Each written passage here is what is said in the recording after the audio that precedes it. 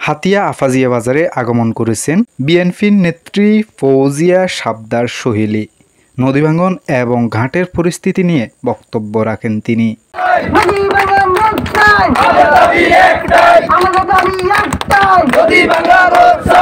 এখনো আমি আপনাদের কাছে ওয়াদাবদ্ধ করতেছি, আমার সাধ্য অনুযায়ী আমি আগের মতো চেষ্টা করে যাব আপনাদের পাশে থাকার জন্য। আপনারা আমার পাশে থাকবেন তো? হাতিয়া বা কোন জনপদের উন্নয়ন করতে এমপি মন্ত্রী হওয়া লাগে না, শুধু সদিচ্ছাটাই যথেষ্ট। সেটা আপনারা প্রমাণ পেয়েছেন 2018 সালে, যখন জিও ব্যাগ নিয়ে আমি আমার সংগঠন দ্বীপাঞ্চল হাতিয়ার সকল ভাইদেরকে নিয়ে বসে একটা সিদ্ধান্ত নিলাম যে আমরা প্রয়োজনে সকালে দুয়ারে দুয়ারে গিয়ে আমরা যে মা বোনেরা মুখুচায় রাখে সেটা দিয়ে হলো আমরা আমাদের হাতিয়ার মাটি রক্ষা করব, আমরা আফাজিয়ার মাটি রক্ষা করব।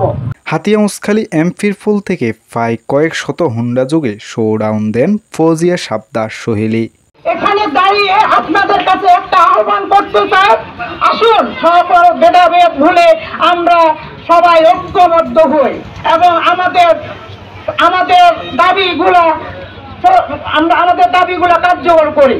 হাতিয়ার মাটি ও মানুষের অধিকার নিয়ে সবসময় সোশ্যাল মিডিয়ায় লেখালেখি করেন তিনি। আপনারা সোশ্যাল মিডিয়াতে দেখেছেন আমি অনেক জায়গায় আমি স্মারকলিপি প্রদান করেছিলাম এবং সেই প্রেক্ষিতে নতুন সিটার সহ আপনাদের 2টা সিটার এখানে বরাদ্দ হয়, কিন্তু কালক্রমে দুর্নীতিবাজদের কারণে এই সিটার বন্ধ ছিল।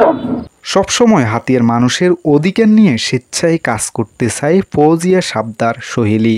আপনি কি হাতিয়া নিউজ চ্যানেলে নিউজ পাঠাতে চান? তাহলে এক্ষুনি আমাদের হোয়াটসঅ্যাপ নাম্বারে মেসেজ করুন 01830996504। হাতিয়া নিউজ, সারা দেশের কথা সব সময়।